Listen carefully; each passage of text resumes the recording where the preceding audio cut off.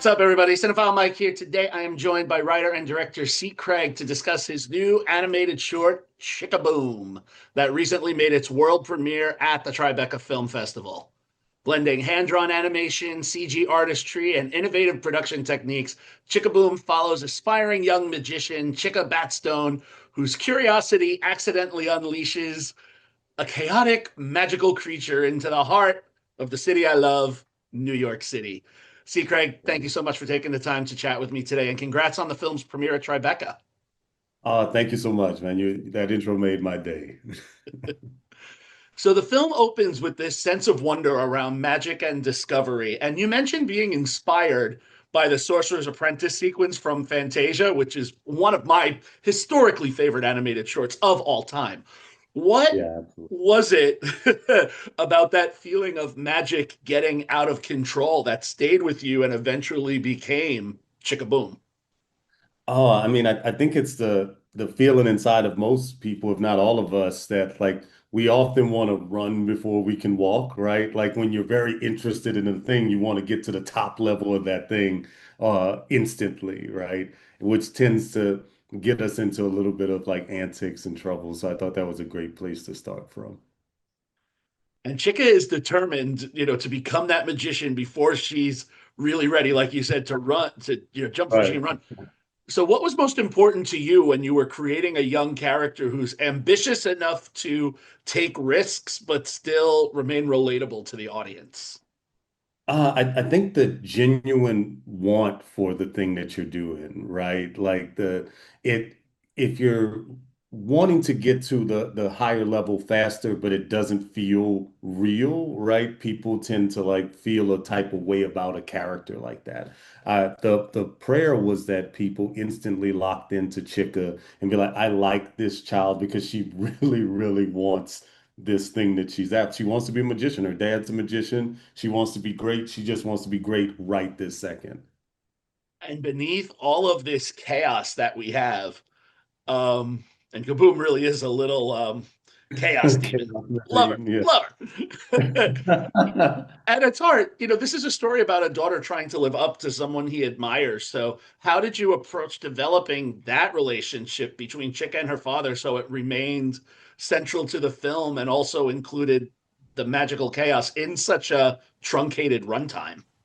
I mean, the one of the great things, the blessings of it was David Diggs, who plays Chica's dad, he had just become a dad himself when he came on to the movie, right? So he was able to bring like a nuance to like his performance that felt really, really genuine and fatherly, and you could tell that he was making the movie for more than just the movie's sake. He was making it for like his child, and to be able to kind of give that wisdom of practice makes magic, right? And you talk about David Diggs, and you also had this other incredible cast: Yara Shahidi, Natasha Lyonne.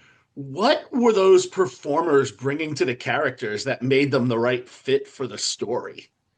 Oh man, they all are tremendously fun human beings to be around and to work with, right? So they all brought their very real personalities to it. And one of the great things with working with Yara and David when we were doing some motion capture is the tech that we were using at the time, we were able to just be able to show them their performance as they were doing it as the characters, right? And so Yara was able to see, oh my gosh, I'm not a 9-year-old girl. So like, let me change my posture. Let me figure, like watching them go through that process of like discovery in real time was a tremendous gift that I got as a director in that space, and being able to see them bring these characters that were once in here, they brought it to everyone. One of the things that stood out to me, how seamlessly this film blends all the different animation styles, the 2D, the 3D.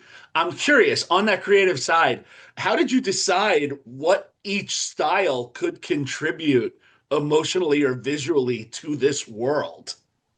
I mean, a lot of it was, what the Orson Welles quote of like the ignorance of like, because this is my first animation, right? So I just was working with people who were really inspired about what it was they were doing with their outlook on art.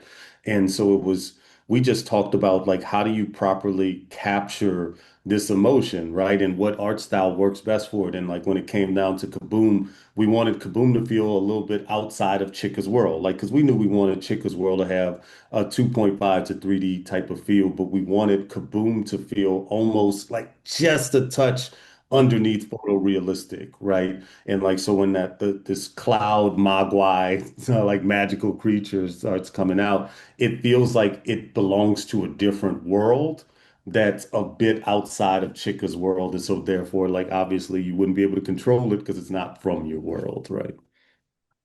Now, in your director's statement, you said something interesting. You said that traditional animation became the compass that pointed you toward the future. Yeah. So, what do you think traditional animation still teaches us that the newer tools sometimes risk forgetting? Oh man, I think it's the connection between mind, heart, hand, right? And like in order to draw something, you have to envision it, you have to feel it, especially if the purpose of that drawing is uh, to convey emotion, right? To exchange emotion. So you want to imbue that drawing with that. So with Kaboom in particular, Kaboom was hand drawn for every single frame that it was in, and then we had the generative mesh wrapped on top of it. It was really important to our team to leave the outline around Kaboom because that became Kaboom's soul to us, right? At a time when so many people are kind of up in arms, about the new technologies that are being used. We could always point to like there was never a moment that a beating heart wasn't with Kaboom. And also thinking about all those different art forms. So you brought together a lot of different artists. So you talk about a lot of artists supporting one another throughout this process. Yeah, So as absolutely. this project grew and as it, kind of as the snowball kept rolling and building, or I should say as Kaboom kept growing and growing and growing, Yeah, what yeah. what did you learn about that collaboration with all these artists that surprised you the most? I tell you what, it gives me goosebumps to think about because when we were starting this process, um, and I was new to the world of animation, and I was coming with this very live action mentality to things. Uh, One of the first animation teams that we spoke with, like kind of pulled me to the side in our very first meeting, and it was with all the artists on the Zoom, and they were like, "Hey, C.Craig, we want to, as you start this journey, we want you to know something that animators are actors as well, right? We don't just want to just be tracing the lines and just doing the thing. We have something to contribute in every single frame. And it set my understanding, like, because like most people, I grew up loving animation as most of our first love as a child, right? We were watching animation first. So having that lifetime of that and then hearing that I had that outlook a little bit wrong, right? Very important to the process of like moving forward and making sure that like the animators had the space to really like put their fingerprint on the story as well. And now, as you move forward, and congrats on your first animated, short. I mean, it's like once you get that first one done, you're like, yes, check the box, Oh moving man, on. I loved it. I loved every second of it, man. It's one of like animators are some of the best people I've ever met. And as you move forward as a filmmaker in the realm of animation, and you kind of hinted at some of this a little bit as we went, but I'm curious to know. Let's share what you learned. What would you say is one best practice you picked up working on this that you look forward to carrying into your next animated project, and one learning curve you're maybe going to try to. Oh, I think it's the like holding on to the totality of the assignment of the image, right? Because like in live action, right? The example I like to give is if I'm filming a scene with you and me and it's your close up and you're saying something and God makes the wind blow right behind you right at the right time and it looks amazing, I get credit for that. As the director, right? That magical moment that just happened because it happened. But in animation, if you don't tell the wind to blow, it's not gonna blow, right? So like the understanding of you have 100% responsibility and control of the entirety of the frame. And it can feel daunting, right? Where you like, oh, all these things that were never decisions for you are now very much decisions for you. So and it made me after, kind of standing at the base and looking up at Everest, you kind of learn that like, oh, this is part of it. The journey of this is why you signed up for it, to be able to work with amazing people that put their little parts in the frame the whole time. And then, I'm a big believer in auteur theory is for teams and not for directors, right? It's this team that came together and built out something that feels special to people. And now that you've screened it at Tribeca and it continues on its journey, and after spending all the time, probably years developing this project, what was it like to finally experience it with a crowd? And were there any reactions that surprised you? Oh man, at the risk of being overly vulnerable to it, like it meant a lot in the process of making this film. I lost my mother, right? And it was a really difficult time that our team experienced with me. They were with me on Zoom while I'm sitting next to the hospital bed, right? And Chika and Kaboom both became so important to my mother in her final days, right? So like that experience of not only us finishing the film, but somewhere as amazing as Tribeca welcomed us with open arms, and Miss Goldberg loved the film, and like that, the audience appreciating it the way it did.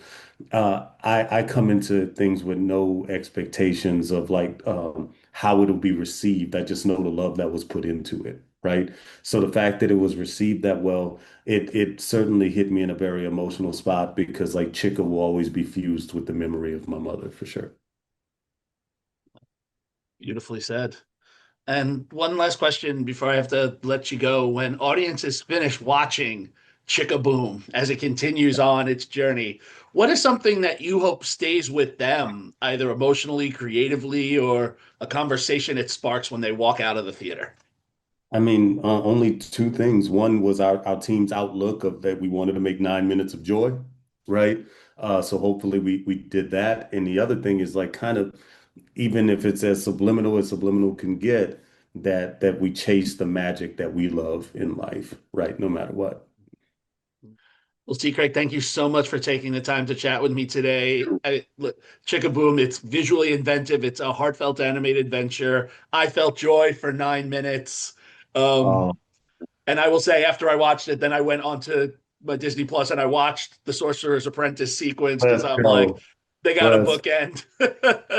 For everyone watching that this, that we will For everyone watching this interview, we will include information in the description notes about ChikaBOOM, how you can follow the film's journey on any future festival presentations, and how to follow all of the filmmaking team. As always, if you enjoyed this conversation, please make sure that you like, comment, subscribe here to the YouTube channel. You can find me on all social media platforms for more filmmaker interviews like this, festival content, spoiler-free reviews, including my one of ChikaBOOM, and other awards season content. We're just getting into it. As always, this is Cinephile Mike reminding you all to take a break and watch something new. C. Craig, have an amazing day. you as well.